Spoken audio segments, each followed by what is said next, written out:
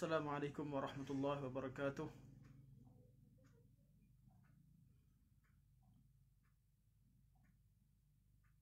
Bismillahirrahmanirrahim. Alhamdulillahi rabbil alamin.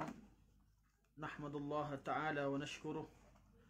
Wa nusalli wa nusallimu ala sayyidina Muhammadin alladhi ballagha ar-risalah wa adda al-amanah wa nasaha al-ummah hatta atahu al-yaqin wa ala alihi wa sahbihi ajma'in. Subhanaka la ilma lana illa ma 'allamtana innaka antal alimul hakim. Rabbi shrah li sadri wa yassir li amri wahlul 'uqdatam min lisani yafqahu qawli. Amma ba'd.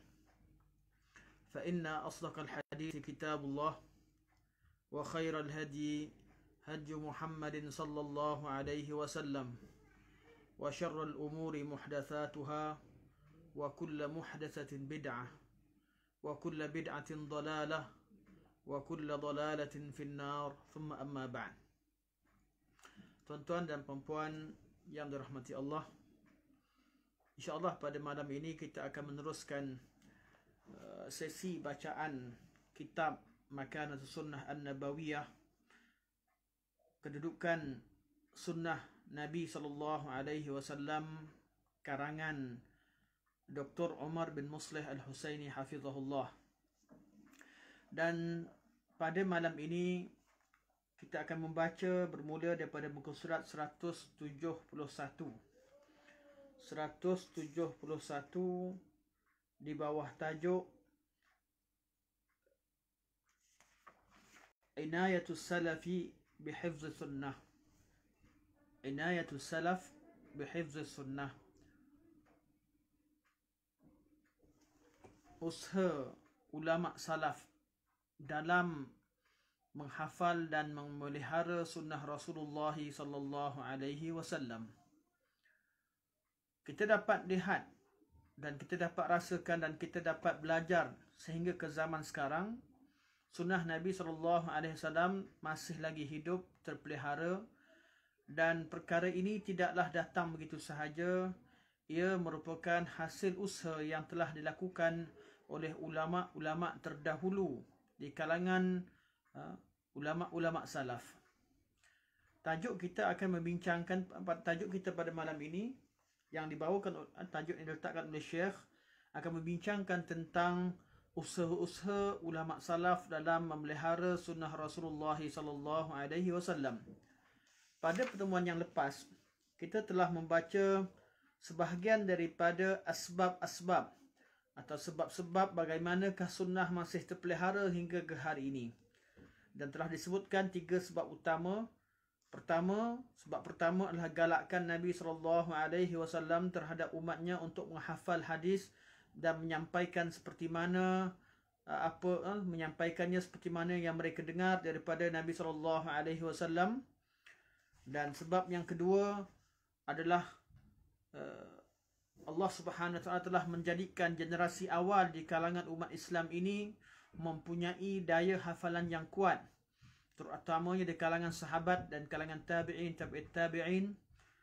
Dan sebab yang ketiga adalah Allah Subhanahu wa taala menjadikan tiap-tiap zaman, tiap-tiap masa ada di kalangan umat ini yang bangun mempertahankan hadis Nabi SAW tatkala ada percubaan untuk melakukan penipuan terhadap sunnah Nabi SAW. Dan tajuk kita pada malam ini merupakan rentetan daripada perbincangan minggu lepas. Suatu kata Syekh, imtathala ashabun Nabi sallallahu alaihi wasallam ma hathahum alaihi min hifzi sunnati wa tablighiha wa arshadu man ba'dahum lidhalik. Syekh berkata, sahabat-sahabat Nabi SAW telah melaksanakan apa yang Nabi SAW galakkan kepada mereka, seperti usaha menghafaz hadis Nabi SAW dan menyampaikannya. Dan mereka telah mengajarkan perkara tersebut kepada generasi-generasi selepasnya. Jadi usaha pertama yang dilakukan oleh sahabat Nabi SAW adalah dengan melaksanakan apa yang telah dituntut dan diajarkan dan digalakkan oleh Rasulullah sallallahu alaihi wasallam. Iaitu mereka sendiri menghafal hadis Nabi sallallahu alaihi wasallam dan menjadikan itu sebagai perkara yang penting dalam hidup mereka. Wa minal amsilati ala hirsihim ala hifz sunnah, dan sebahagian daripada contoh-contoh bagaimanakah sahabat-sahabat Nabi sallallahu alaihi wasallam mengambil berat dalam usaha menghafal dan mempelajari sunnah Nabi sallallahu alaihi wasallam. Dan Syekh bawakan di sini ada 5 contoh yang Syekh bawakan, dan kemudian diikuti dengan 3 kata-kata sahabat dan kemudian 3 contoh daripada kalangan tabi'in. Kita akan bacakan semuanya insya-Allah. Contoh pertama, iaitu contoh bagaimanakah sahabat mengambil berat terhadap hadis Nabi sallallahu alaihi wasallam sehingga ilmu hadis terpelihara sampai pada zaman kita. Iaitu contoh pertama, qaulu Umar radhiyallahu an. Umar berkata, kuntu ana wa jarun li minal ansar min Bani Umayyah bin Zaid min awalil Madinah. Kuntu ana, dahulu aku, wa jarun li, dan seorang jiranku, minal ansar, di kalangan kaum Ansar, min Bani Umayyah bin Zaid, daripada Bani Umayyah bin Zaid, min awalil Madinah, di kalangan penduduk kampung awalil Madinah.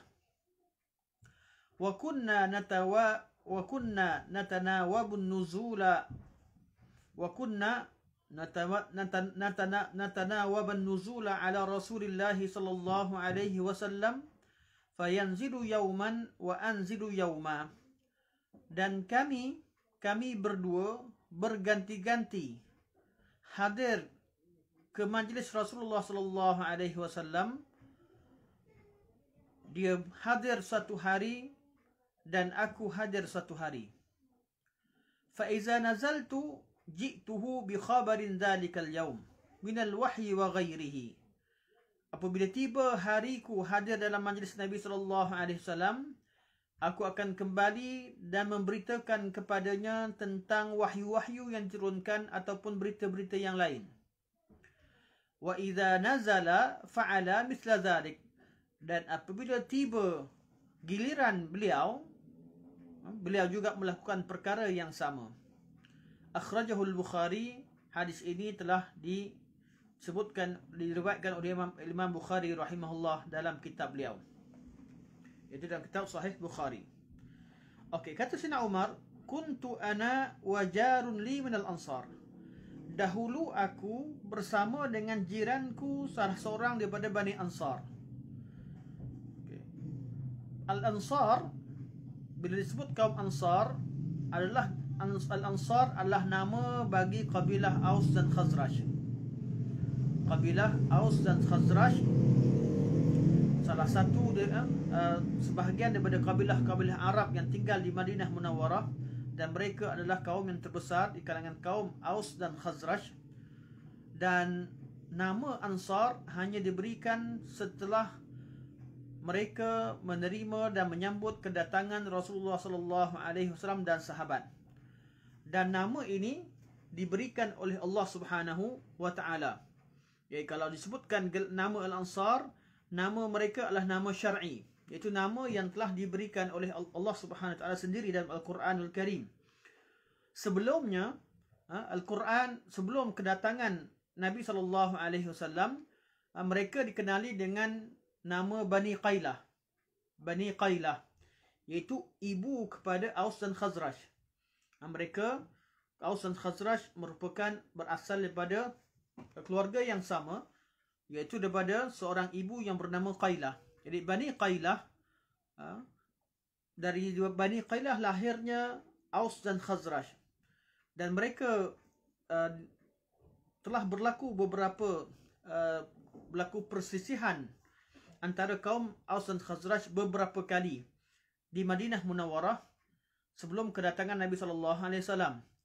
Namun mereka telah bersatu setelah mereka mendengar kedatangan Nabi SAW atau Nabi diutuskan di Makkah Al-Mukarramah, di kalangan Bani Aus dan Khazraj telah menghantarkan wakil mereka mengadakan perjanjian, iaitu perjanjian Aqabah yang pertama dan kedua, dan berakhir dengan hijrah Nabi SAW. Jadi kalau sebut kaum Ansar, Ansar adalah nama kepada Bani Qailah, kepada Bani Qailah. Allah Subhanahu wa taala ayat Quran telah menyebutkan banyak kelebihan mereka, dan Allah sebut kaum wasabiq dalam firman Allah Subhanahu wa taala, wasabiqunal awwaluna minal muhajirin wal ansar walladzina ittaba'uuhum bi ihsan. Dan orang-orang yang awal masuk Islam di kalangan muhajirin dan ansar. Nama ini nama yang diberikan oleh Allah Subhanahu wa taala. Allah Subhanahu wa taala telah menerangkan bahawa kaum Ansar, iaitu kaum Ansar yang membantu Nabi SAW di Madinah Munawarah bersama kaum Muhajirin, mereka ini antara orang-orang yang dijamin masuk syurga, kerana Allah sebut pada ayat, Allah kata wasabiqunal awwaluna minal muhajirin wal ansar walladzina ittaba'uuhum bi ihsan radhiyallahu anhum wa radu an wa a'adda lahum jannatin tajri tahtaha al-anhar. Allah redha pada mereka dan mereka redha kepada Allah Subhanahu wa taala, dan Allah Subhanahu wa taala telah siapkan untuk mereka syurga-syurga yang mengalir di bawahnya sungai-sungai, khalidina fiha abada. Mereka kekal selama-lamanya dalam syurga tersebut. Dzalikal fawzul azim, itulah di kejayaan yang besar. Dan Allah Subhanahu wa taala menamakan mereka sebagai kaum Muhajirin Ansar ini sebagai mukmin yang sebenar, al-mu'minuna haqqan. Pada dalam surah Al-Anfal Allah sebut walladzina amanu wa hajaru wa jahadu fi sabilillah walladzina awaw wa nasaru ulaika humul mu'minuna haqqan. Mereka di kalangan Muhajirin dan Ansar, mereka adalah mukminuna haqqan, orang mukmin yang sebenar. Lahum maghfiratu wa rizqun karim, bagi mereka pengampunan Allah dan kurniaan dan rezeki yang mulia. Allah juga namakan mereka, Allah beri banyak, Allah sebutkan Al-Quranul Karim kelebihan-kelebihan mereka yang bila kita baca tentang kedudukan Ansar, akan melahirkan perasaan cinta kita terhadap mereka, kerana fadilat mereka lah Islam berkembang di atas muka bumi ini. Sebab tu Nabi SAW jadikan antara sebab untuk antara tanda seorang munafik adalah membenci Ansar, dan tanda seorang mukmin itu adalah mencintai kaum Ansar. Okey, Sayyidina Umar Al-Khattab radhiyallahu anhu telah dipersaudarakan dengan salah seorang daripada kaum Ansar. Sebahagian riwayat menyebutkan lelaki Ansar tersebut bernama Itban bin Malik, iaitu jiran Sayyidina Umar bin Al-Khattab pada yang tinggal di awali Madinah adalah Itban bin Malik. Itban bin Malik, bagi orang yang mempelajari hadis, ada satu hadis yang terkenal, hadis Itban bin Malik, iaitu apabila Itban bin Malik datang bertemu dengan Rasulullah SAW dan menceritakan bahawa tentang kedudukan kampungnya yang agak jauh daripada Madinah Munawarah yang dipisahkan oleh wadi. Kadang-kadang bila berlakunya hujan lebat, mereka tidak dapat hadir dan melewati wadi tersebut untuk datang ke Masjid Nabawi. Maka Itban bin Malik meminta Rasulullah SAW hadir ke rumah beliau untuk Nabi SAW salat, dan beliau ingin jadikan kawasan tersebut sebagai kawasan yang dikhususkan sebagai musalla dalam rumah beliau. Jadi hadis Itban bin Malik dalam hadis ini menunjukkan bahawa mereka tinggal di kawasan awalil Madinah, di kawasan Bani Salim, di kalangan kaum Khazraj. Okey. Jadi kata Sayyidina Umar, kuntu ana wa jarun li minal ansar. Dahulu aku bersama seorang jiranku daripada kalangan Bani Ansar, dan di riwayat ini, dalam riwayat ini disebutkan min Bani Umayyah bin Zaid, daripada Bani Umayyah bin Zaid, iaitu di kalangan Bani Khazraj. Min awalil Madinah, salah satu kabilah yang tinggal di awalil Madinah. Awalil Madinah ialah kawasan tanah tinggi Madinah Al-Munawwarah. Kita selalu dengar kurma awali, ajwah awali. Di manakah awali? Awali ialah kawasan timur Madinah dan kawasan timur dan tenggara Madinah Al-Munawwarah, iaitu antara kawasan timur hingga ke selatan. Kalau pada sekarang ini bermula pada Baqi', ke belakang sampailah ke kawasan sebaris dengan Masjid Quba. Ini semua dinamakan sebagai kawasan awali, kawasan tanah tinggi. Pada zaman Nabi SAW, kawasan di Madinah kelihatan jelas. Ada kawasan tanah tinggi dan kawasan tanah rata dan kawasan tanah rendah. Kawasan tanah rata ialah kawasan di Madinah Munawarah, kawasan Masjid Nabawi. Selepas pada Masjid Nabawi menuju ke arah timur, tanah kelihatan dengan jelas bahawa arah tersebut arah yang mendaki bukit. Semakin tinggi, semakin jauh, semakin tinggi, sehingga di kawasan penghujung Kampung Awali lebih kurang 10 km daripada kawasan Masjid Nabawi. Jadi perkampungan di kawasan tanah tinggi itu dinamakan sebagai kawasan awali. Kalau sekarang awali, kalau kita tengok pada Baladiah awali, iaitu kawasan Majlis Perbandaran, bila dipecahkan dalam kawasan Majlis Perbandaran Madinah, ada Baladiah awali, itu kawasan perbandaran awali. Yang masuk dalam kawasan ini ialah kawasan Quba, kawasan Hayul Iskan, Hayul Khalidiyah, dan kampung awali sendiri, Hayul Awali, dan kawasan berdekatan dengannya, semua ini masuk dalam kawasan awali. Pada zaman dahulu kawasan ini tanah tinggi. Sebab tu bagi kita yang pergi ke Masjid Nabawi, kita akan dapati bila kita lalu nak pergi ke perkuburan Baqi', kita nampak tanah Baqi' ni lebih tinggi daripada kawasan kita berjalan. Kita pergi Masjid Nabawi, di lapangan Masjid Nabawi, sampai kawasan Baqi', perkuburan Baqi' itu lebih tinggi daripada kawasan kita berjalan. Sebab apabila Masjid Nabawi ingin dibina, tanah masjid tersebut perlu dilakukan dengan diratakan tanah. Jadi tanah yang asal, iaitu di kawasan Baqi' ialah tanah tinggi sehingga ke belakang.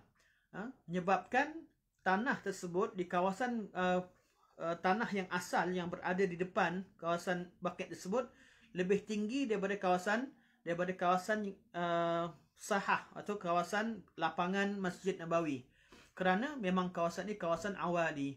Bila disebut awali, arahnya adalah arah timur Madinah Munawarah hingga ke arah selatan, atau arah kita katakan antara timur dan tenggara Madinah Munawarah. Dan sampai sekarang masih ada kampung yang namanya awali.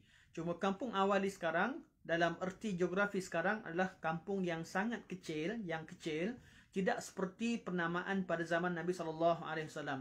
Jadi kalau nak dikirakan kurma awali Madinah adalah kurma-kurma yang datang daripada kawasan arah tersebut. Kalau kita terhadkan kepada kampung awali, dia hanya terhad pada beberapa kebun dan hampir tidak wujud di pasaran sebenarnya. Kalau nak declare bahawa itu adalah kurma awali, hanya sedikit dan mungkin tidak sampai pada kita. Namun kalau dimaknakan kawasan tanah tinggi, kawasan kebunnya lebih luas. Bagi siapa yang tinggal Madinah, kita mengetahui bahawa kawasan awali adalah kawasan sekarang dipenuhi dengan bangunan dan sangat sedikit, hanya tinggal sedikit kebun-kebun di sana. Jadi sangat sedikitlah. Ini bab kurma awali. Yang penting kita tahu kawasan awali. Sayyidina Umar Al-Khattab radhiyallahu anhu tinggal di zaman Nabi SAW. Beliau tinggal di kawasan awali. Itu kawasan berdekatan dengan kebun-kebun kaum Ansar di kalangan Bani Khazraj. Dan kaum Aus juga tinggal di kawasan awali, cuma lebih dekat dengan Masjid Quba. Kaum Khazraj berada lebih depan, iaitu kawasan Bani Salim. Okey, Sayyidina Umar kata, aku dahulu bersama jiranku di kalangan kaum Ansar, di kalangan Bani Umayyah bin Zaid, daripada yang tinggal di kawasan awali Madinah, kawasan tanah tinggi Madinah Munawarah. Wa kunna natanawabun nuzula ala Rasulillah sallallahu alaihi wasallam, dan kami berganti-ganti hadir dalam majlis Nabi sallallahu alaihi wasallam. Sahabat-sahabat Nabi sallallahu alaihi wasallam, mereka adalah manusia seperti kita. Mereka juga memerlukan kepada ada hari-hari yang mereka perlu hadir untuk bekerja, untuk mencari rezeki. Namun usaha mereka mencari rezeki tidak menjadikan mereka tinggalkan majlis Nabi sallallahu alaihi wasallam begitu sahaja. Sayyidina Umar bin Khattab bersama dengan Itban bin Malik, ataupun setengah daripada riwayat menyebutkan bahawa lelaki tersebut bernama Aus bin Khawli, Aus bin Khawli, iaitu saudara Umar Al-Khattab, saudara yang seorang Ansar yang dipersaudarakan oleh Rasulullah sallallahu alaihi wasallam, sama ada Itban bin Malik ataupun Aus bin Khawli. Okey, Sayyidina Umar berganti dengan sahabat, dengan lelaki ini untuk hadir dalam majlis Nabi SAW. Jadi Sayyidina Umar akan duduk dalam satu majlis dan cuba menghafal semua berita yang disampaikan oleh Nabi SAW dalam majlis, dalam suatu majlis. Kemudian beliau akan menyampaikannya kepada Aus bin Khawli ataupun kepada Itban bin Malik yang tidak dapat hadir dalam majlis tersebut. Dan begitulah keadaannya. Dan ini adalah contoh daripada bagaimana sahabat-sahabat mereka sangat mengambil penting terhadap mengambil berat dan menjadikan menghafal hadis Nabi itu sebagai suatu perkara penting, menghafal dan menyampaikannya kepada orang lain. Okey.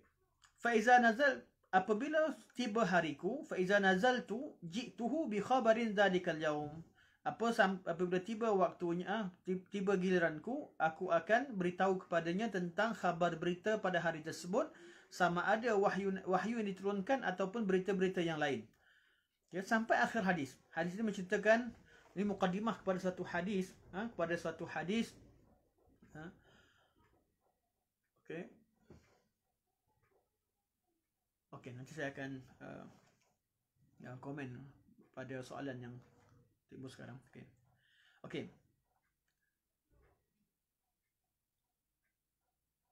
Okey. Ini adalah mukadimah kepada hadis tentang suatu peristiwa bila Sayyidina Umar dan Itban bin Malik ataupun Aus bin Khawli sentiasa berganti. Ada suatu ketika Sayyidina Umar terkejut kerana sahabatnya datang ke rumah Sayyidina Umar dan ketuk pintu dengan cara yang kuat, ketuk pintu kuat, dan seolah-olah berlaku suatu perkara yang sangat besar. Umar keluar dalam keadaan terkejut. Umar tanya kenapa. Sahabatnya beritahu kepada Umar bahawa Nabi SAW telah menceraikan isteri-isterinya. Umar dengan cepat bersegera lari, pergi bertemu dengan Hafsah dan tanya kepada Hafsah, apakah Nabi SAW telah ceraikan kalian? Hafsah kata, aku tidak tahu. Kemudian Umar pergi jumpa Nabi SAW dan bertanya kepada Rasulullah, adakah Rasulullah ceraikan isteri-isterinya? Nabi menjawab tidak, dan Umar dengan gembira menjerit Allahu Akbar. Ini hadisnya. Salah satu peristiwa yang berlaku ketika Sayyidina Umar tidak hadir. Itu sambungan daripada hadis ini. Yang penting, yang perkara yang perlu yang kita bincangkan pada tajuk kita ini adalah berkaitan dengan bagaimana Umar Al-Khattab bersama dengan sahabat beliau di kalangan kaum Ansar ini mengambil berat terhadap hadis Nabi SAW dan mereka cuba menghafal segala ilmu, walaupun kadang-kadang mereka sendiri tak dapat hadir, mereka tidak tinggalkan sepenuhnya. Sama seperti kita, kadang-kadang kita tak dapat hadir dalam majlis ilmu secara langsung, maka jangan sampai kita terlepas. Jangan majlis-majlis ilmu yang berharga yang kita tak dapat hadir, jangan sampai kita terlepas melihat rakaman yang dirakamkan, dan usaha ini usaha yang baik. Contoh sekarang ini kita kalau tengok pada live terlalu mungkin pada waktu yang sama ada banyak live. Mungkin ada 3-4 majlis ilmu yang sangat berharga. Walaupun kita tak sempat hadir, kita mampu mendengar semua majlis-majlis ilmu ini pada satu masa, maka kita boleh simpan ataupun kita boleh sediakan satu ruang untuk kita link-link tertentu, ataupun kita buat catatan kuliah-kuliah yang perlu kita ulang kaji atau perlu kita lihat ulang siar apa yang telah dibincangkan. Dan perkara ini perkara yang sangat penting, iaitu mengambil berat terhadap hadis Nabi SAW dan ilmu. Okey, ini contoh pertama yang disebutkan dalam oleh Syekh Hafizahullah. Contoh kedua, Syekh berkata, warawa Ibnu Abi Mulaikah, dan Ibnu Abi Mulaikah meriwayatkan anna Aisyah radhiyallahu anha kanat la tasma'u syai'an la ta'rifuhu illa raja'at fihi hatta ta'rifahu. Ibnu Abi Mulaikah meriwayatkan. Ibnu Abi Mulaikah salah seorang tabi'in yang lahir pada zaman Sayyidina Ali bin Abi Talib, dan beliau adalah orang Mekah, lahir di Mekah zaman Sayyidina Ali bin Abi Talib, dan beliau sempat berguru dengan sahabat-sahabat yang besar, 30 orang sahabat, antaranya Aisyah radhiyallahu anha. Dan Ibnu Abi Mulaikah meriwayatkan bahawa sesungguhnya Aisyah radhiyallahu anha kanat la tasma'u syai'an la ta'rifuhu illa raja'at fihi hatta ta'rifah. Aisyah radhiyallahu anha dahulu, Aisyah radhiyallahu anha, beliau ketika mendengar suatu hadis daripada Nabi sallallahu alaihi wasallam, suatu hadis yang tidak difahami dengan jelas ataupun yang beliau ada kemusykilan dalam suatu hadis, beliau tidak akan tinggalkan illa raja'at fih, sehingga beliau akan mendapatkan kepastian terhadap perkara tersebut, hatta ta'rifahu, sehingga beliau memahami erti hadis tersebut dengan sebenar-benarnya. Dan ini fakta yang sangat penting untuk kita tahu. Sahabat-sahabat Nabi SAW, mereka ketika mendengar hadis Nabi SAW atau mendengar ayat Quran, mereka tidak menghafalnya begitu sahaja. Mereka, sebelum mereka menghafal hadis tersebut atau ayat Quran tersebut, mereka akan mendapatkan kepastian tentang makna ayat tersebut. Sebab itu, bila ada orang yang mengatakan bahawa sebahagian daripada ayat-ayat, ayat-ayat berkaitan ayat sifat Allah, berkaitan sifat Allah Subhanahu Wa Taala, mereka mengatakan bahawa salaf dahulu tidak memahami maknanya, ini suatu dakwaan yang batil. Suatu dakwaan yang batil. Bab asma dan sifat ialah bab yang paling utama, antara bab yang paling besar dalam akidah, iaitu berkaitan dengan sifat-sifat Allah Subhanahu Wa Taala. Ia merupakan bab yang paling penting dan itulah bab antara bab akidah yang utama. Maka sangat mustahil para sahabat Nabi SAW membiarkan ayat Quran mereka dengar dan mereka tidak memahami maknanya. Jadi sahabat-sahabat Nabi SAW, mereka tidak membiarkan maknanya tidak difahami. Malah mereka sangat faham tentang semua ayat-ayat Al-Quran yang Allah turunkan. Dan mereka hanya mengatakan wallahu alam atau menyerahkan kepada Allah pada kaifiahnya, pada hakikat keadaan sifat tersebut. Namun dari segi makna ayat Quran mereka telah memahami dengan jelas. Sebab tu dari sini Ibnu Abi Mulaikah menceritakan tentang sifat Aisyah sendiri. Aisyah tatkala mendengar suatu berita atau suatu hadis daripada Nabi sallallahu alaihi wasallam, apabila beliau tidak jelas maknanya atau beliau faham dengan adanya sedikit kemusykilan, Aisyah pasti akan mendapatkan kepastian daripada Rasulullah sallallahu alaihi wasallam. Sebab tu seterusnya berkata, dan Ibnu Abi Mulaikah meriwayatkan lagi berkata, wa anna an-nabiy sallallahu alaihi wasallam qala, dan Nabi sallallahu alaihi wasallam bersabda, Nabi sallallahu alaihi wasallam bersabda, man husiba udzib, barang siapa yang dihisab oleh Allah Subhanahu wa taala di hari akhirat, sesungguhnya dia telah diazab. Nabi bersabda, barang siapa yang dihisab, sesungguhnya dia telah pun diazab atau dia telah pun mendapat siksaan. Qalat Aisyah, Aisyah berkata, iaitu sekarang Aisyah dengar Nabi sebut barang siapa yang hisab dia telah terseksa atau dia telah pun menerima siksaan daripada Allah Subhanahu wa taala. Aisyah rasa muskil. Qalat Aisyah berkata, faqultu, aku pun bertanya kepada Rasulullah sallallahu alaihi wasallam, awalaysa yaqulu Allah Ta'ala fasawfa yuhasabu hisaban yasira? Aisyah berkata kepada Rasulullah sallallahu alaihi wasallam, bukankah Allah Subhanahu wa taala berfirman, fasawfa yuhasabu hisaban yasira, maka mereka akan dihisab atau akan dikira amalan mereka dengan hisab yang mudah, dengan dipermudahkan proses penghitungan hisab.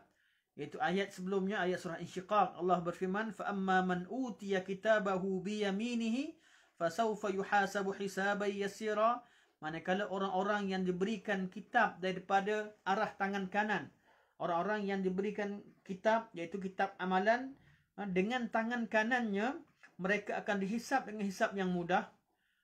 Jadi ada hisab yang mudah, dan mereka ini adalah ahli syurga, mereka yang menerima buku amalan dari sebelah kanan, dengan iaitu menerima dengan tangan kanannya. Jadi mereka juga dihisab. Tapi sini Nabi sebut barang siapa cukup seorang itu apabila dihisab, ia telah diazab. Jadi adakah berlaku pertentangan Nabi menjawab, qalat faqala. Aisyah berkata, Nabi bersabda, innama dhalikal ardu. Innama dhalikal ardu. Nabi kata, ayat Al-Quran yang menceritakan tentang hisab yang dilakukan terhadap orang-orang yang diberikan buku amalan di sebelah kanan itu hanyalah al-ardu. Al-ardu itu hanyalah diperlihatkan. Hanya diperlihatkan amalan-amalan mereka, namun tidak didetailkan atau tidak dipersoalkan satu persatu. Sekiranya seorang hamba, Allah Subhanahu Wa Taala ketika hisab hari akhirat, Allah soal satu persatu apa yang kita lakukan, sudah pasti tidak ada hamba yang terlepas. Tidak ada kerana sifat manusia itu sentiasa melakukan kesalahan, sentiasa melakukan kesilapan. Kalau kita hitung kembali, amalan-amalan kita sudah tentu lebih banyak amalan yang lara yang kita lakukan atau amalan maksiat lebih banyak daripada amalan kebaikan. Dengan rahmat Allah Subhanahu Wa Taala, Allah menjadikan suatu kebaikan itu digandakan 10 kali paling kurang sehingga jumlah yang tidak terhitung banyaknya, manakala keburukan hanya dihitung sekali. Keburukan hanya dihitung, kesalahan yang satu hanya dihitung sekali, dan Allah Subhanahu Wa Taala menjadikan tiap-tiap kebaikan tersebut akan menghapuskan keburukan. Dengan rahmat Allah lah, Allah Subhanahu Wa Taala, dengan rahmat Allah lah kita lepas atau terselamat daripada hisab.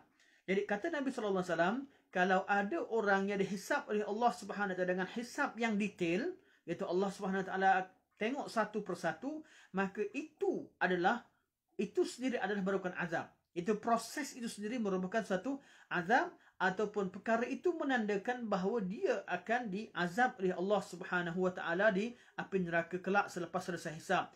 Kerana orang-orang yang beriman akan dihisab oleh Allah Subhanahu Wa Taala dengan secara mudah, itu dengan secara langsam. Cuma mereka tetap diperlihatkan. Sebahagian daripada orang beriman tetap diperlihatkan amalan-amalan mereka di dunia. Contohnya Allah SWT memperlihatkan kesalahan mereka, kemudian Allah memberitahu Allah ampunkan mereka.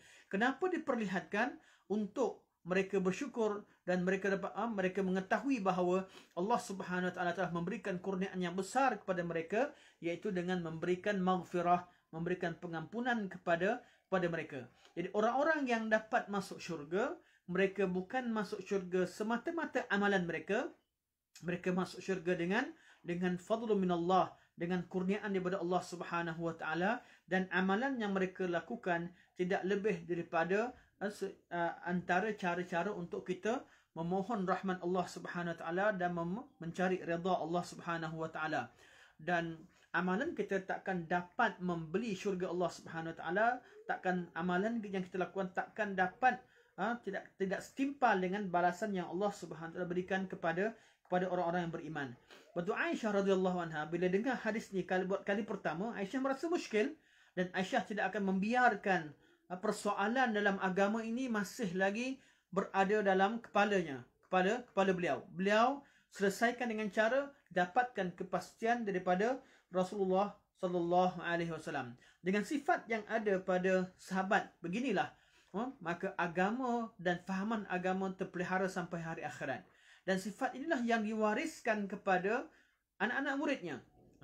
Sebab tu kita dapati bahawa antara adab-adab menuntut ilmu, ulama tulis antara adabnya adalah husnul soal, iaitu pandai dalam bertanya. Iaitu soalan, kita dapat bertanya soalan-soalan yang sangat diperlukan pada masa yang sesuai, dengan cara yang sesuai, dan soalan tersebut merupakan soalan-soalan yang beri manfaat kepada umat. Sebab tu kalau kita lihat kepada hadis-hadis yang dibawakan di sini, kita akan dapati bahawa semua soalan-soalan yang diajukan kepada Rasulullah sallallahu alaihi wasallam merupakan soalan-soalan yang berkualiti dan sangat diperlukan oleh umat. Kerana yang bertanya, mereka bukanlah orang yang tidak tahu apa, mereka yang bertanya tahu apa yang ditanyakan dan memahaminya dengan jelas. Okey, ini hadis yang kedua. Sebab tu kata Nabi sallallahu alaihi wasallam, Nabi kata innama dzalikal ardu. Yang dimaksudkan dalam ayat tersebut adalah al-ardu, iaitu diperlihatkan amalan tersebut atau dibentangkan amalan di depan orang yang diberikan buku daripada tangan kanannya. Walakin man nuqishal hisabu yahlak. Akan tetapi kalau ada orang yang didetailkan penghitungannya, maka dia akan binasa, iaitu itu tandanya dia akan dimasukkan oleh Allah Subhanahu Wa Taala dalam api neraka. Okey, itu contoh kedua. Contoh pertama, kisah Umar Al-Khattab bergantian dengan kaum Ansar. Ini contoh-contoh dalam bab apa? Mereka sangat mengambil berat terhadap hadis Nabi sallallahu alaihi wasallam. Kerana usaha mereka lah, dengan sifat mereka sifat yang wujud pada mereka inilah hadis masih berkekalan sampai ke zaman sekarang. Dan begitu juga orang-orang selepas mereka. Okey, contoh pertama, Umar dengan jirannya di kalangan kaum Ansar. Contoh kedua adalah Aisyah radhiyallahu anha yang sentiasa bertanya dan faham suatu hadis, kemudian beliau menyampaikannya kepada anak-anak muridnya. Contoh ketiga, wa an Abi Hurairah radhiyallahu anhu qala qultu ya Rasulullah man as'ada an-nasi bi syafa'atika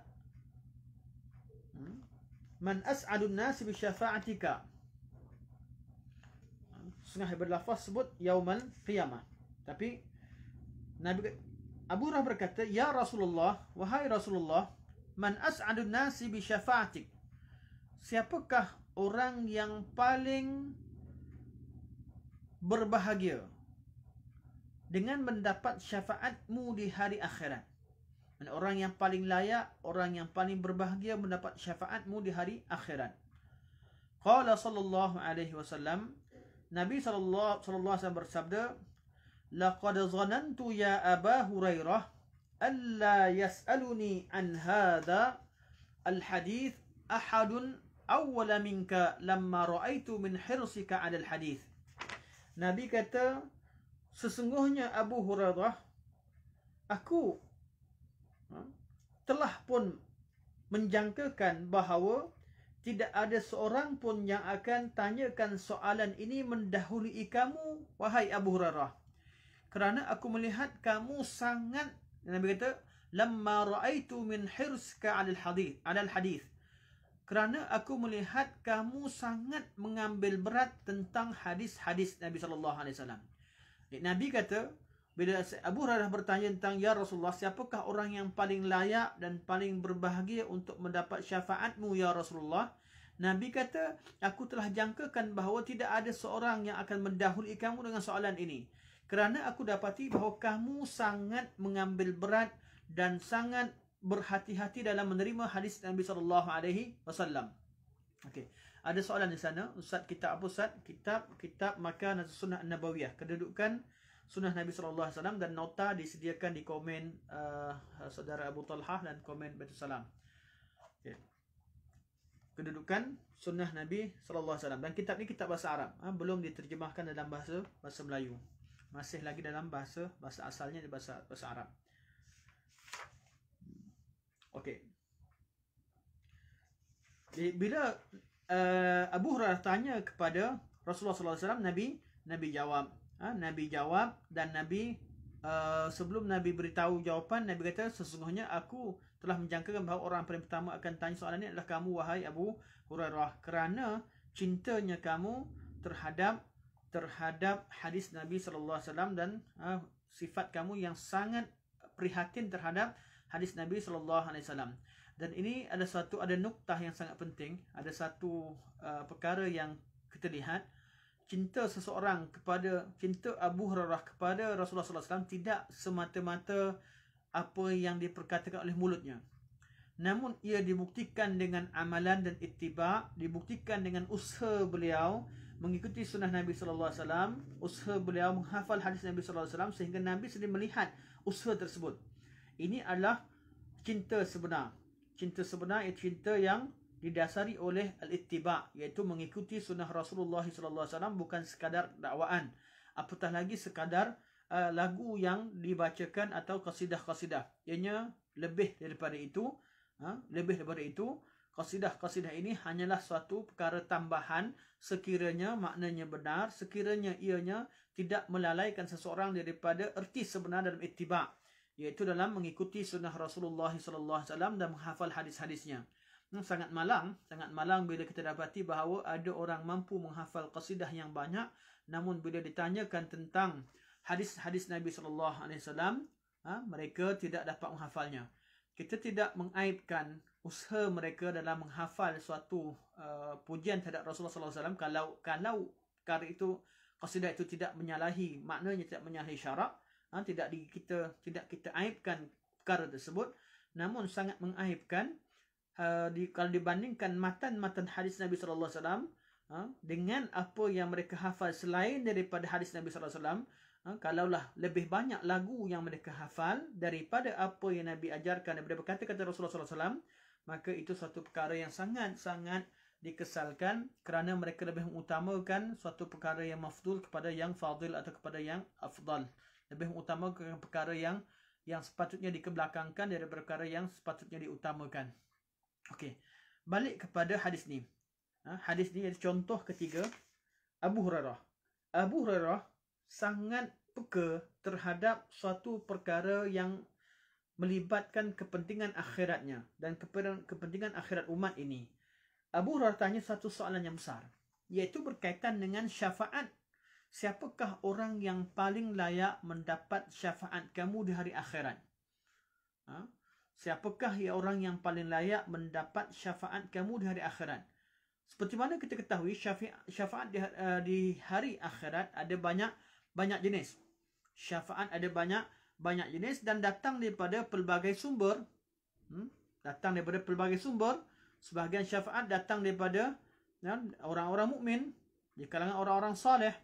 Sebahagian syafaat datang daripada malaikat. Sebahagian syafaat datang daripada seorang anak terhadap ibu bapanya. Okay. Dan jenis-jenis syafaat begitu banyak. Ada syafaatul uzma, syafaat yang paling agung di mahsyar. Ada syafaat Nabi SAW untuk orang mukmin, untuk syafaat Nabi membuka pintu syurga untuk orang-orang mukmin. Syafaat untuk masuk ke syurga. Ada syafaat bentuk syafaat di mana orang mukmin diangkat darajatnya dalam syurga. Ada syafaat untuk diselamatkan seseorang yang telah dihukumkan neraka namun oleh kerana amalan tertentu atau dengan kebaikan tertentu yang merupakan menjadikan dia, ataupun syafaat daripada orang-orang tertentu termasuk Rasulullah SAW untuk menyelamatkan orang-orang ahli kabair daripada masuk ke neraka. Ada dan pelbagai jenis syafaat yang kita pernah bincangkan dalam kuliah-kuliah kita. Pelbagai jenis syafaat ini, ada syafaat tertentu yang hanya disampaikan atau hanya datang daripada Nabi SAW. Jadi persoalan Abu Hurairah ketika tanya, beliau tanya tentang orang yang paling layak mendapat syafaat langsung daripada Nabi SAW.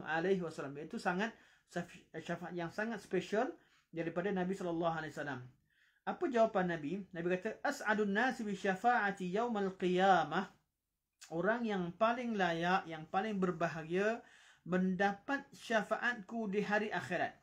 Nabi jawab dengan jawapan hari akhirat. Kerana itulah sebenarnya kehendak Abu Hurairah. Orang yang paling layak untuk mendapat syafaatku di hari akhirat, siapa? Man qala, barang siapa yang berkata, La ilaha illallah. Itu orang yang ucapkan kalimah La ilaha illallah khalisan min qalbih.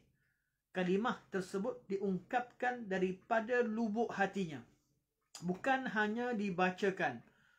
Bacakan kalimah La ilaha illallah tanpa memahami maknanya. Atau tanpa memahami tuntutan dalam kalimah La ilaha illallah. Ramai orang baca kalimah La ilaha illallah.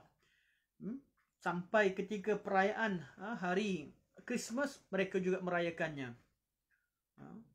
Kalimah La ilaha illallah memerlukan kepada kefahaman. Iaitu nafi dan isbat. Menafikan semua agama yang lain. Menafikan semua sembahan yang lain. Menafikan semua syariat yang lain. Hanya mengisbatkan Allah Subhanahu wa taala untuk disembah. Dan hanya menyembah Allah dengan apa yang disembah. Apa yang diperintahkan oleh Allah Subhanahu wa taala. Sebab itulah kita ucapkan kalimah La ilaha illallah. Kemudian kita ucapkan kalimah Muhammad Rasulullah. Untuk mengetahui cara bagaimana kita menyembah Allah, iaitu dengan mengikut jalan Nabi SAW. Perintah hanya kita terima daripada Allah dan kita hanya ikut cara yang ditunjukkan oleh Rasulullah.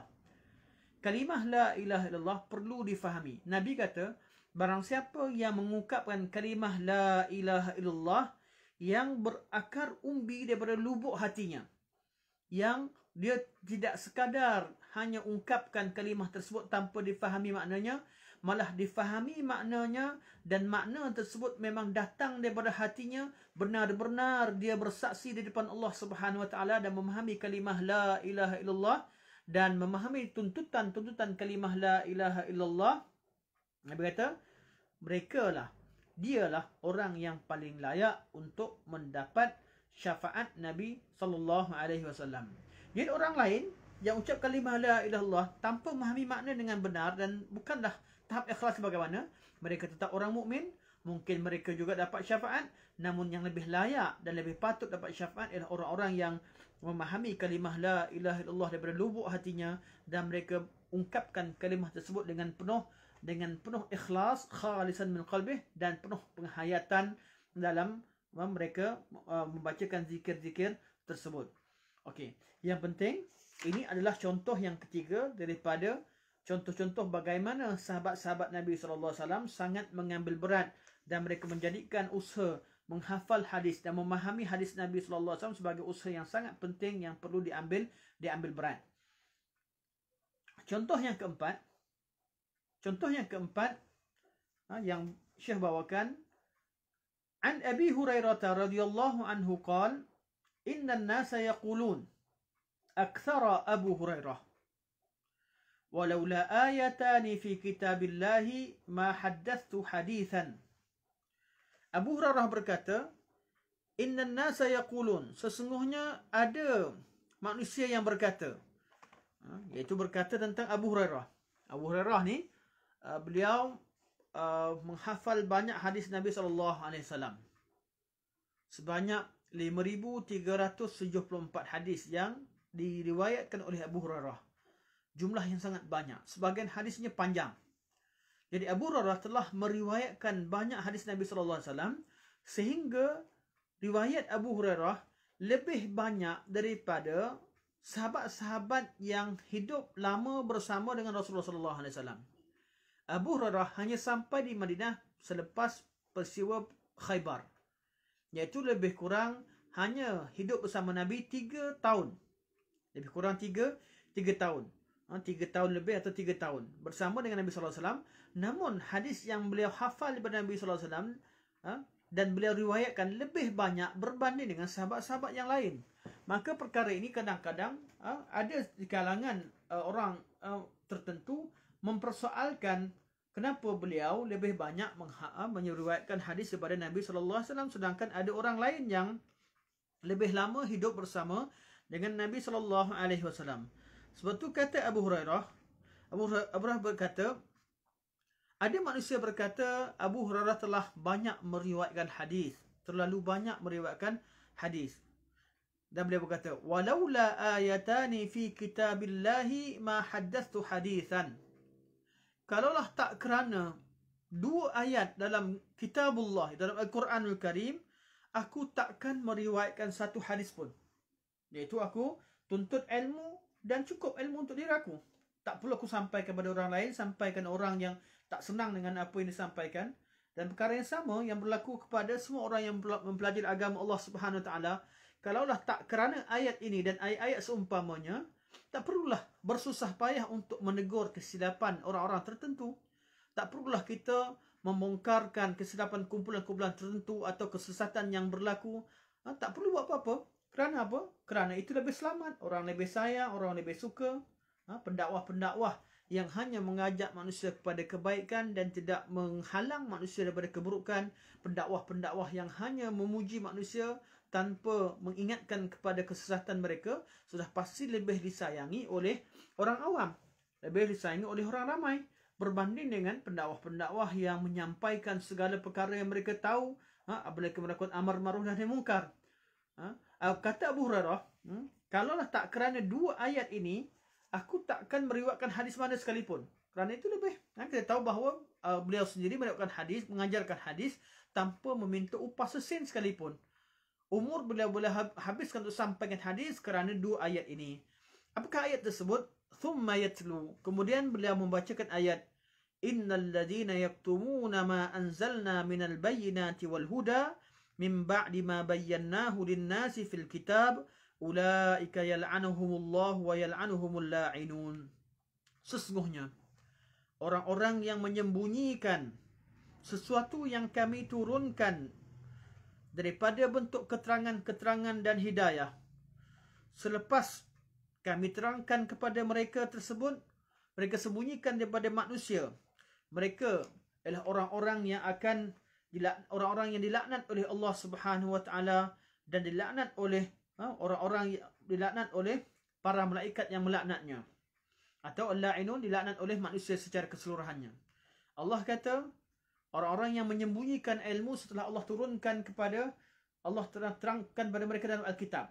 Ayat ini turunkan dalam konteks dalam surah Baqarah kepada orang Yahudi. Namun sifat tersebut dari segi dilalahnya perlu sampai atau dilalahnya, walaupun asbab nuzulnya terhadap kaum Yahudi, namun perkara tersebut pengajaran yang tetap sampai kepada seluruh umat. Dan kata Abu Hurairah, kerana kalaulah tak kerana dua ayat ini, itu ayat pertama, ayat kita bacakan tadi, dan ayat yang kedua ialah ayat selepasnya, illal ladzina tabu wa aslahu wa bayyanu fa ulaika atubu alaihim wa ana tawwabur rahim. Kecuali orang-orang yang bertaubat, iaitu di kalangan orang yang telah selama ini menyembunyikan ilmu. Illal ladzina tabu, orang bertaubat, wa aslahu dan memperbaiki amalannya, wa bayyanu dan menerangkan. Artinya ketika seorang alim itu bertaubat, dia tidak diam begitu saja. Ketika dia menyembunyikan suatu perkara, kemudian ketika dia ingin bertaubat, dia hendak bertaubat, perbaiki amalan dan terangkan kembali apa yang disembunyikan. Kebanyakan yang berlaku di kalangan umat ini, ramai di kalangan pendakwah sebahagian pada pendakwah dimusuhi dan dituduh dengan pelbagai tuduhan kerana ada pihak yang lain berada di tempat yang sangat selesa, tidak menerangkan kebenaran. Sehingga pendakwah yang menyuarakan kebenaran dimusuhi kerana ada pihak yang menyembunyikan ilmu. Sebab itu dalam bab ilmu, kebenaran perlu dizahirkan. Betul Allah kata, illal ladzina tabu, kecuali orang-orang yang bertaubat, iaitu bertaubat daripada kesalahannya, wa aslahu dan memperbaiki amalannya, wa bayyanu dan menerangkan. Selama ni dia sembunyikan, menerangkan, fa ulaika atubu alaihim, mereka ialah orang-orang yang aku berikan pengampunan pada mereka, wa ana tawwabur rahim, dan aku Tuhan yang maha menerima taubat dan yang maha mengasihani. Berarti kata Abu Hurairah, beliau kata, kalau tidak kerana dua ayat ini, pasti aku tidak perlu menyampaikan hadis-hadis Nabi SAW. Dan beliau menyambung, beliau menceritakan kenapa beliau banyak menyampaikan hadis Nabi SAW, sedangkan kaum Muhajirin dan Ansar yang lebih awal masuk Islam daripada beliau, kerana Abu Hurairah bukan di kalangan Muhajirin, bukan juga di kalangan Ansar, bukan dengan atau Abu Hurairah, minta maaf, beliau di kalangan Muhajirin, namun bukanlah di kalangan as-sabiqun, orang-orang yang awal yang masuk Islam. Betul beliau kata, inna ikhwanana minal muhajirin kana yushghiluhum as-safaqu bil aswaq. Sesungguhnya saudara-saudaraku di kalangan kaum Muhajirin, mereka sibuk berniaga di pasar-pasar. Seperti mana diketahui, kaum Muhajirin lebih banyak usaha mereka ketika mereka berhijrah, mereka lebih banyak tertumpu kepada perniagaan. Wa inna ikhwanana minal ansar kana yushghiluhum al-amala fi amwalihim. Dan manakala saudara-saudara kami di kalangan kaum Ansar, mereka sibuk mengusahakan kerja-kerja di harta mereka, iaitu kerja di ladang. Wa inna Abu Hurairah, dan beliau berkata, Abu Hurairah berkata, sesungguhnya Abu Hurairah, iaitu beliau sebutkan nama beliau, kana yulzimu Rasulullah sallallahu alaihi wasallam li syab'i batnih. Manakala Abu Hurairah sentiasa bersama Rasulullah sallallahu alaihi wasallam kerana beliau ni secara tawaduk, kerana beliau perlu kepada memenuhkan perutnya, untuk kenyangkan perutnya. Abu Hurairah seorang yang miskin, tidak mempunyai perniagaan dan tidak juga memiliki harta, beliau sentiasa melazimi Nabi SAW, kata Abu Hurairah, kerana beliau tidak ada usaha kerja lain. Beliau tidak ada perniagaan, beliau juga tidak mempunyai kebun, dan beliau hanya bergantung kepada sedekah-sedekah yang diberikan kepada Rasulullah SAW, kemudian Rasulullah berikan kepada beliau. Wa yahdur ma la yahdurun. Maka dia, iaitu Abu Hurairah, Abu Hurairah berkata, dia, iaitu beliau sendiri, hadir ma la yahdurun, bersama dengan Nabi SAW di majlis-majlis yang mana kaum Muhajirin dan Ansar tidak menghadirkan diri. Wa yahfazu ma la yahfazun, dan beliau menghafaz hadis-hadis Nabi SAW, hadis-hadis yang tidak dihafaz oleh sahabat yang lain. Dan ini sebab kenapa Abu Hurairah radhiyallahu anhu banyak menghafal hadis Rasulullah SAW dan meriwayatkan hadis Nabi SAW. Rawahul Bukhari.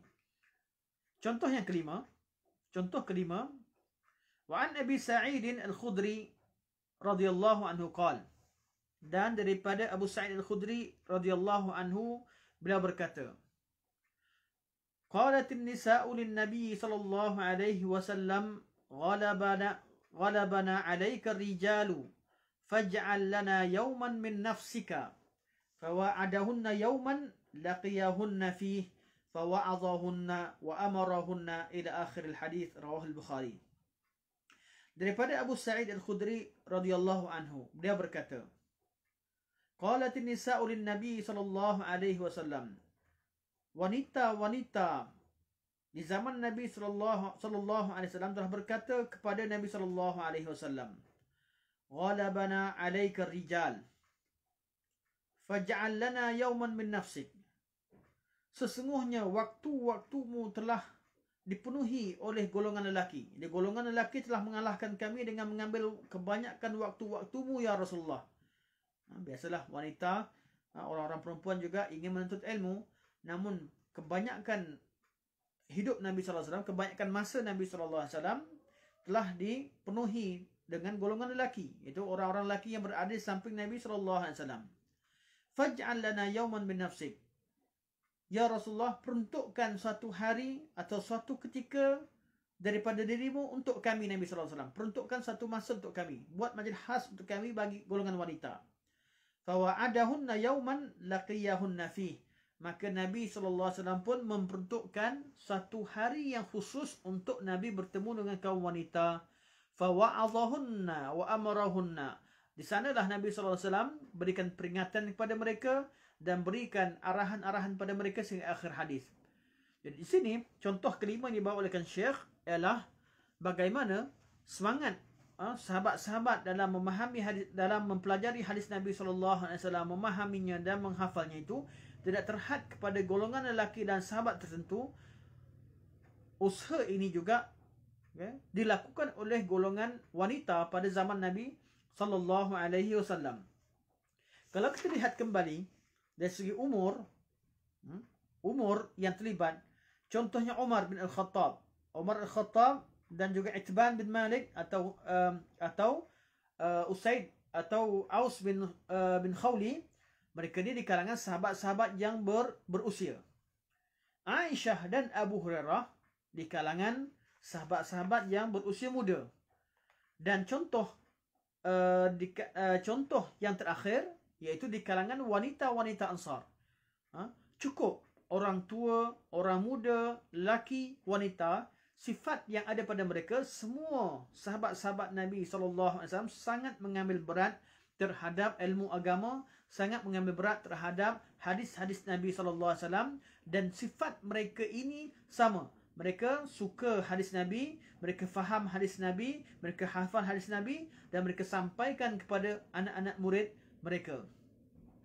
Sebab tu kata Syekh, wa min irsyadihim man ba'dahum li hifzis sunnah, antara petunjuk mereka ataupun antara nasihat-nasihat mereka, man ba'dahum, untuk anak-anak murid mereka adalah untuk anak-anak mereka dalam hafal hadis ialah, pertama, qaulu Abi Musa Al-Ash'ari. Abu Musa Al-Ash'ari telah berkata, ihfazu anna kama kunna hafizna. Abu Musa Al-Ash'ari ketika menyampaikan hadis-hadis Nabi SAW kepada anak-anak murid beliau, beliau berkata, ihfazu anna, hendaklah kalian menghafal hadis-hadis daripada kami, kama kunna hafizna, sebagaimana kami dahulu menghafal hadis-hadis ini. Jadi, sahabat Nabi bukan sekadar mendengar dan meriwayatkan. Sahabat Nabi, sebagaimana mereka hafal Al-Quran, mereka juga menghafal hadis Nabi SAW dengan lafaznya. Jadi mereka, Nabi kata Abu Musa Al-Ash'ari, hafallah hadis-hadis yang kami sampaikan ini sebagaimana kami dahulu menghafal kalimah-kalimah tersebut, hadis-hadis tersebut daripada Rasulullah sallallahu alaihi wasallam. Begitu juga kata Abu Sa'id. Wa qaul Abi Sa'id Al-Khudri radhiyallahu anhu, Abu Sa'id Al-Khudri radhiyallahu anhu berkata, "Inna nabiyyakum kana yuhaddithuna fanahfaz. Fahfazu kama kunna nahfaz." Kata Abu Sa'id Al-Khudri, sesungguhnya Nabi kalian sallallahu alaihi wasallam kana yuhaddithuna fanahfaz. Dahulu apabila beliau menyampaikan hadis pada kami, maka kami pun segera menghafalnya. Fahfazu kama kunna nahfaz. Maka hendaklah kalian menghafal hadis Nabi SAW sebagaimana kami menghafalnya dahulu.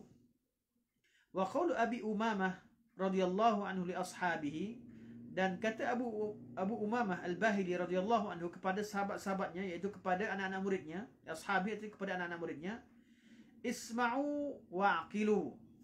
Ini pesan yang penting. Isma'u, dengarkan betul-betul. Wa'qilu, dan fahami betul-betul. Menunjukkan bahawa ketika mereka meriwayatkan hadis, hadis itu tidak sahaja disampaikan tanpa pemahaman. Kata Abu Umamah, kata dengar, isma'u, dengar betul-betul, wa'qilu, dan fahami betul-betul apa yang kami sampaikan. Waballighu anna, dan sampaikan apa yang kalian dengar dan faham tadi, sampaikan kepada orang lain, ma tasma'un, apa yang kalian dengar. Dan ini antara contoh-contoh kata-kata sahabat dalam menggalakkan anak-anak murid mereka melakukan usaha yang sama sebagaimana mereka telah lakukan ketika mendengar hadis Rasulullah sallallahu alaihi wasallam. Seterusnya kata Syekh, wa kadzalika kana at-tabi'una min ba'dihim. Begitu juga perkara yang dilakukan oleh golongan tabi'in selepas daripada sahabat. Warisu an ashabin Nabi sallallahu alaihi wasallam ma rawauhu. Mereka mewarisi daripada sahabat-sahabat Nabi sallallahu alaihi wasallam apa yang mereka riwayatkan. Dan ayat ini sangat penting. Semua hadis Nabi sallallahu alaihi wasallam adalah diwarisi daripada sahabat.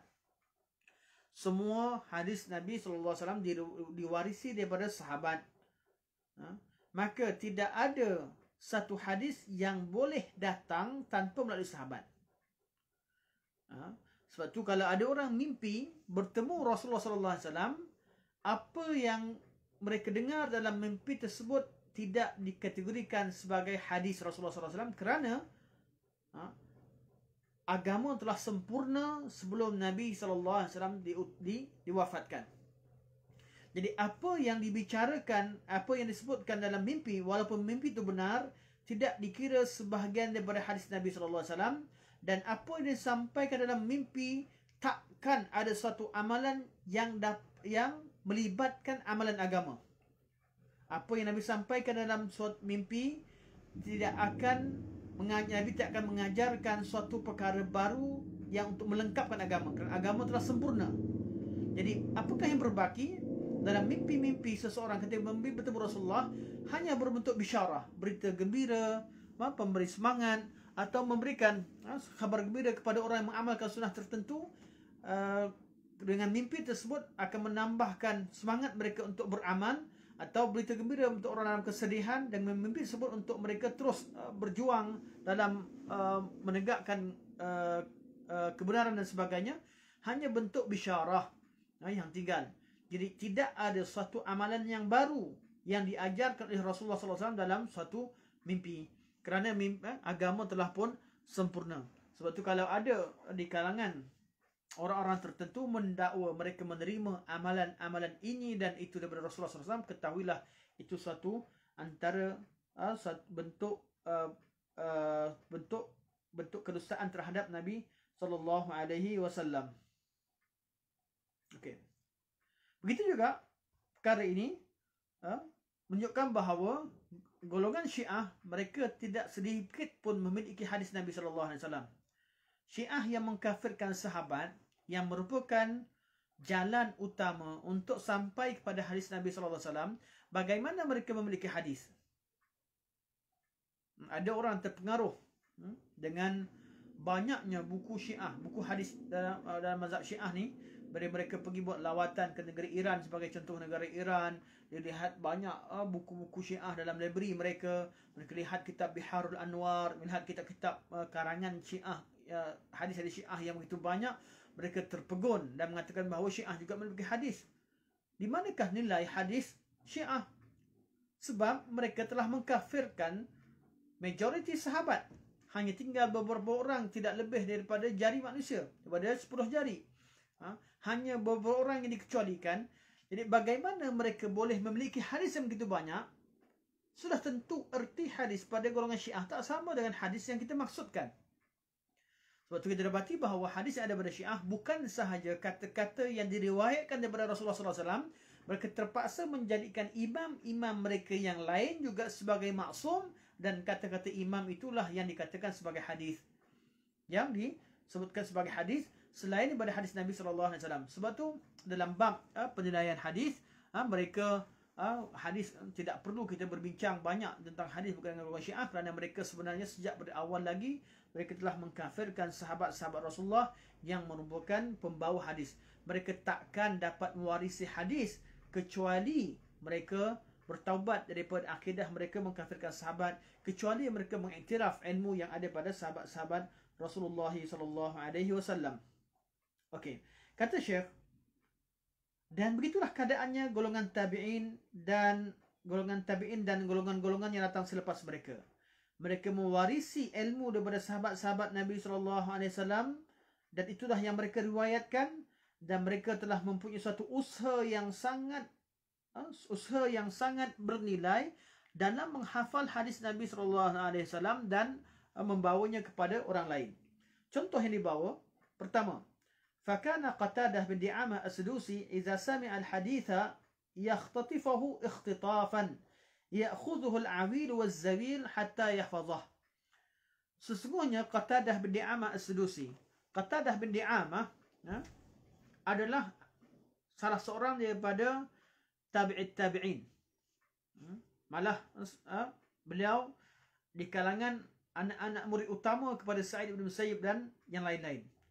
Qatadah apabila mendengar satu hadis Nabi SAW, bila lalu satu hadis pada beliau dan hadis sebelum beliau belum hafal, ya'khudhu al-awil waz-zawil hatta yahfaz. Beliau tidak berdiam diri. Akan kedengaran suara beliau mengulang-ulangkan kembali hadis. Beliau akan tidak tinggal atau tidak duduk dengan senang. Beliau akan terus menerus mengulang hadis tersebut sehingga beliau menghafalnya.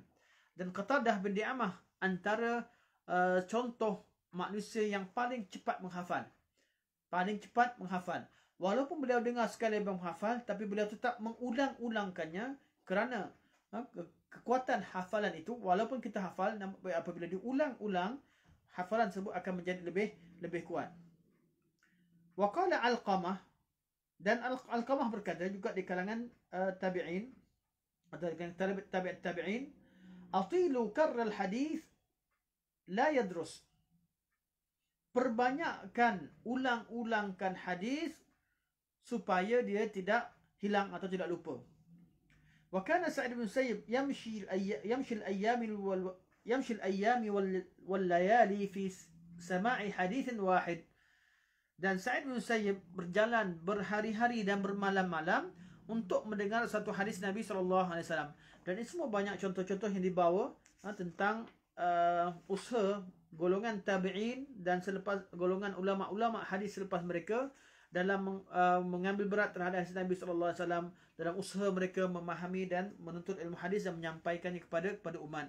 Ini antara contoh-contoh dalam tajuk Inayatus Salaf bi Hifdz Sunnah, sifat salaf dalam mengambil berat terhadap hadis Nabi sallallahu alaihi wasallam dan menghafal hadis Rasulullah sallallahu alaihi wasallam. InsyaAllah untuk kelas akan datang kita akan baca tajuk baru, iaitu tentang Mudarasatus Sunnah, iaitu mengulang kaji sunnah Nabi SAW dan contoh-contoh dalam tajuk tersebut. InsyaAllah sampai di sini saja kita baca, iaitu sampai pada muka surat 173, dan pada kelas akan datang kita akan masuk pada muka surat 174 daripada kitab Makanatus Sunnah An-Nabawiyah. InsyaAllah. Saya lihat pada soalan tuan-tuan sekiranya ada.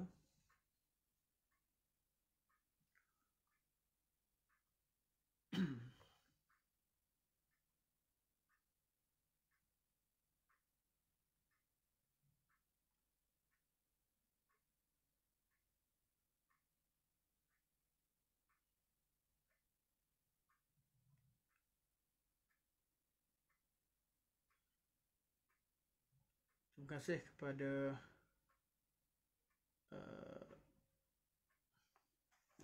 pemudik Facebook bernama Saujana Selasih yang telah menuliskan ayat-ayat Quran yang saya bacakan tadi pada surah Al-Baqarah ayat 159 dan 160.